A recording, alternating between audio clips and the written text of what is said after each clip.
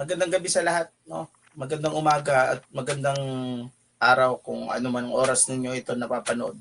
So, pag-usapan natin yung reaction video natin dito kay The Kings at saka dun sa sagot na ginawa ni Norman Mangusin. Ayon kay Norman Mangusin, meron siyang bagong word na sinabi, no? Yung sinasabi niyang walang probative value, no? Walang probative value. First of all, Norman Mangusin, wala ka sa Senate. Wala ka sa Congress, wala ka sa House of Representatives, at wala kayo sa korte. Yes, walang probative value yung binabanggit ni The Kings kasi hindi yon under oath. Kasi kailangan mo mag-oath ka para mag-a-attach sa'yo yung perjury if ever. No, yun yung point nun. Para mag-attach sa'yo yung perjury if ever. Now, sa live stream nito ni Norman Mangusin, itinanggi niya nakakilala niya ito si The Kings. Tapos sinabi niya na walang probative value daw yung mga pinagsasasabi. Can you see that? Pagka ibang tao yung nagsasalita, walang probative value. Pero pagka siya yung nagsalita, dapat maniwala tayong lahat. This is despite the fact na ang daming beses na nating nahuling nagsisinungaling ito si FLM. Remember this yung ginagawa ni MG ngayon is independent. Ginagawa niya yon on his own accord at mas marami siyang nagagawa kung in comparison sa aming mga nauna sa kanya, no? Kasi we commend that, no? At actually we are very thankful for him. Sabi ng mga iba dito, gatas na gatas daw, nakikigatas din daw kami, nakikisakay. Nakikita niyo naman siguro yung damit ko dito, no? Bungo TV. No, ito yung kay Bungo ako nagsimula. No, at si Bungo ay kinilala ni Makagago na nauna sa kanya. At isa ko sa mga co-host ni Bungo TV dati, kung naalala nyo, no, noong 2022. Bago ako magka-channel, part ako ng BFCI, no? Okay, anyway. So, I'm getting ahead of myself, no. Sabi niya, wala daw probative value, no, yung ginagawa nito yung sinabi nito ni Kings, pero hindi niya man lang isipin na wala naman siya sa Senate at wala siya sa Congress. Remember this,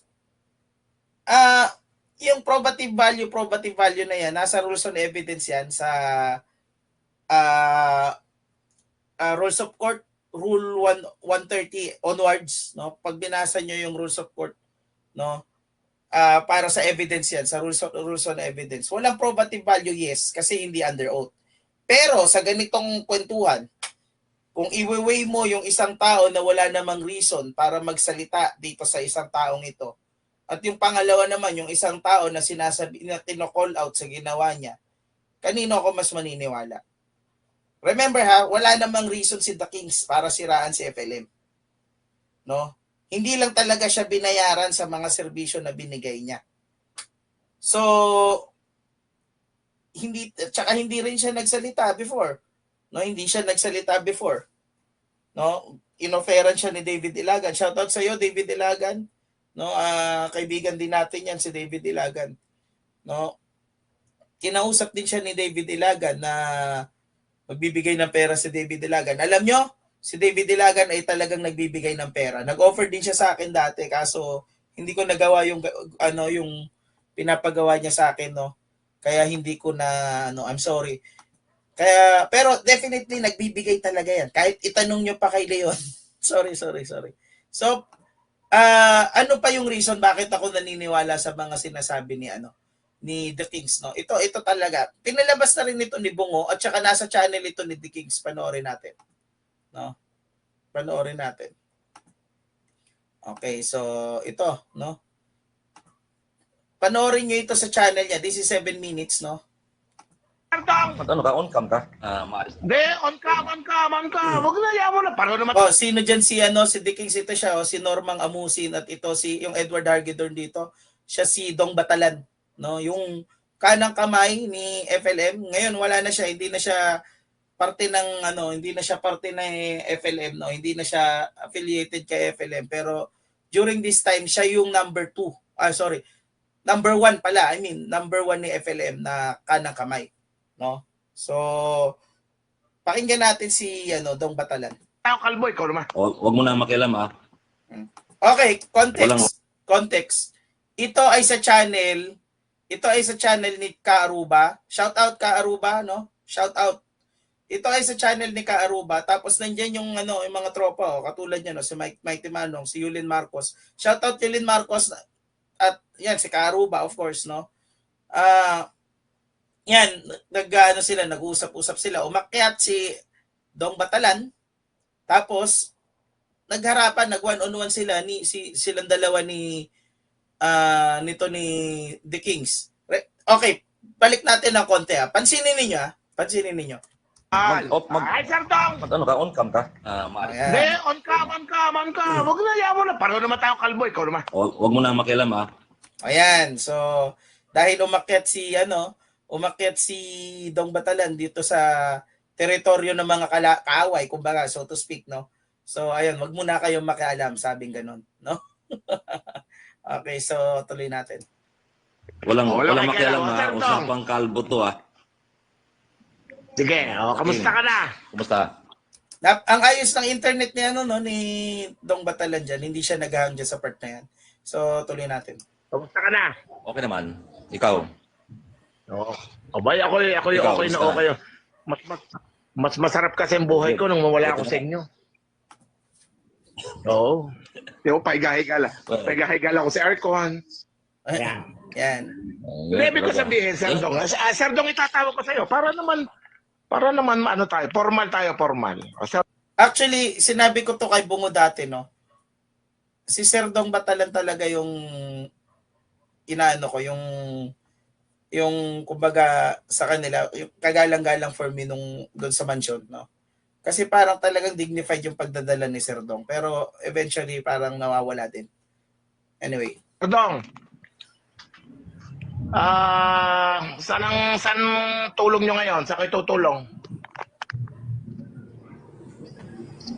Paliwanag mo naman sa amin kung paano kayo nakakatulong. Sige, okay. kanya binibait niya si Dong Batalan na kumagat sa tanong niya na gano'n yung tulong, no. Okay, tingnan natin kung paano magre-react si Sir Dong. Okay lang. Paliwanag mo naman. Malay mo. Maniwala kami. Okay lang.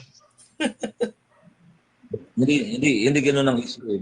May issue ka sa akin eh. Hindi yan. Usapan natin yung issue mo sa akin. Oh, you see, yung issue niya, yung hinahanap ni Dong Batalan, yung issue ni The Kings dito kay Sir Dong. Kasi paniniwala ni Sir Dong, wala siyang issue dito kay The Kings, no? So, tuloy natin. Anong issue ko sa'yo? Ano? Sige, anong issue ko? Ikaw yung sa akin, anong issue ko?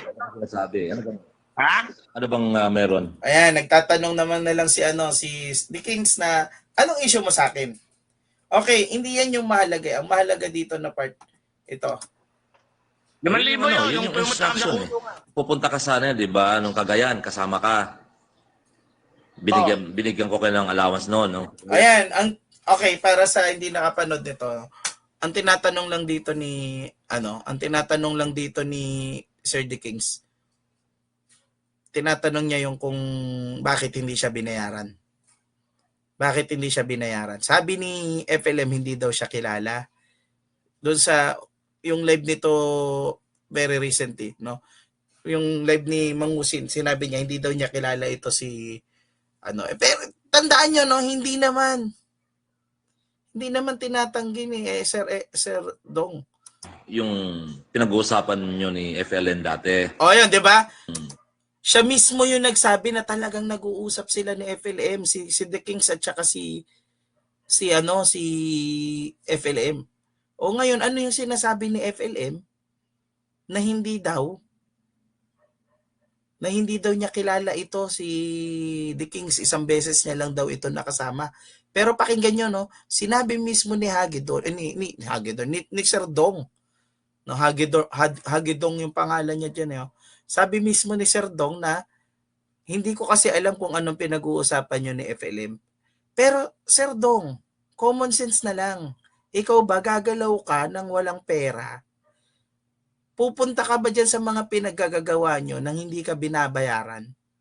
Ano kayang mararamdaman mo kung hindi ka nakakapagbayad? Ay kung hindi ka binabayaran sa ginagawa mo? 'Di ba? Common sense na lang. Sasama ba naman 'yan? Bibitawan niya lahat ng gagawin niya. Magpapasaya siya ng tao para sa libre. Yes, lahat tayo altruistic na siguro meron tayong side ng altruism. No, gumagawa tayo ng kabutihan para sa kapwa.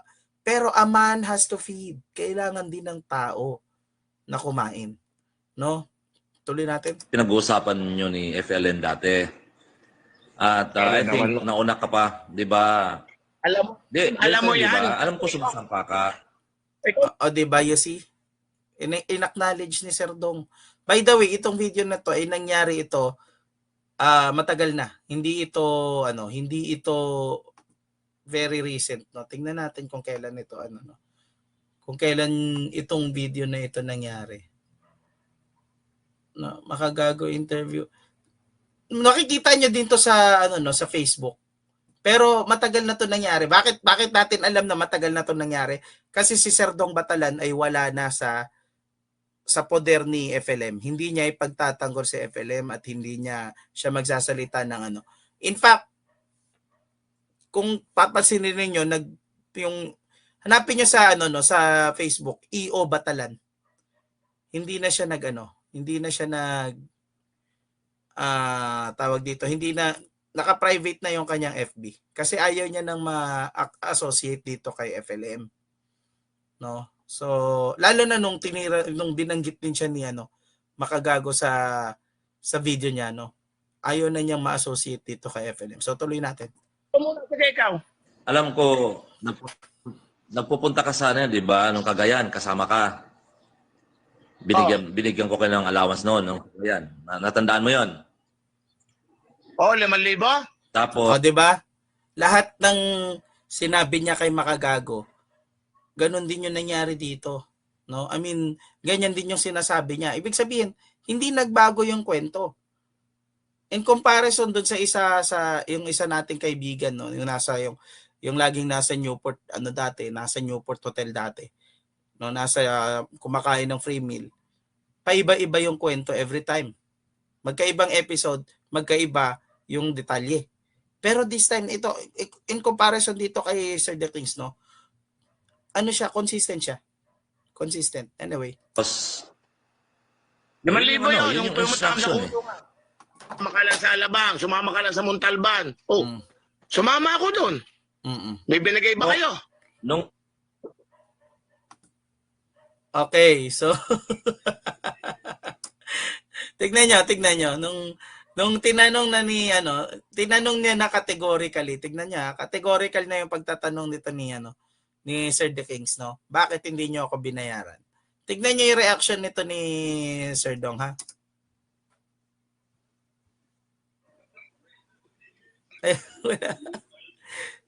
Naghang daw. Wala yung audio mo eh. Ayusin mo audio mo.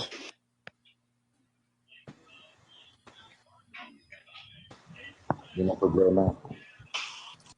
Ayusin mo. Ang galing, no? Kung kailan sasagot siya ng categorical na tanong, saka biglang nawala yung audio niya. Tuloy natin. Audio mo. Ayan, hindi na siya sumasagot. Pero nakikita natin. Ayusin mo audio mo, Dong. Diba? Ulitin ko. Dati kasi ginagalang pa kita, pero kahit ang tinatanong lang dito, bakit hindi nyo kami binayaran? Tignan nyo. Kunti ngayon, wala na eh. Gumagalaw siya. Gumagalaw yung mata niya. Pero hindi siya sumasagot. O yan, pwede na.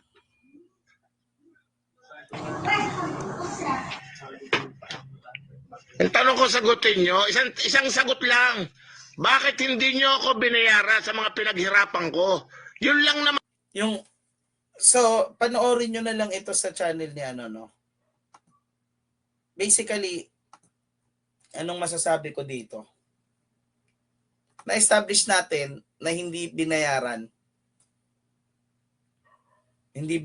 ito si The Kings. Tapos dun sa isa kong video, no, pinag-usapan natin doon na siniraan siya. Tingnan niyo yung mga sasabihin ni Leon tungkol sa kanya, no?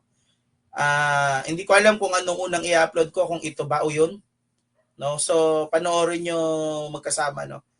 So anyway, maraming salamat po sa inyong lahat, no? At magkita-kita po tayo ulit, no? Meron akong ilalabas na ano, na meron ako ipapakita sa inyo. Sana panoorin niyo, no? Bukas siguro, bukas ng gabi. Sige, bye-bye po.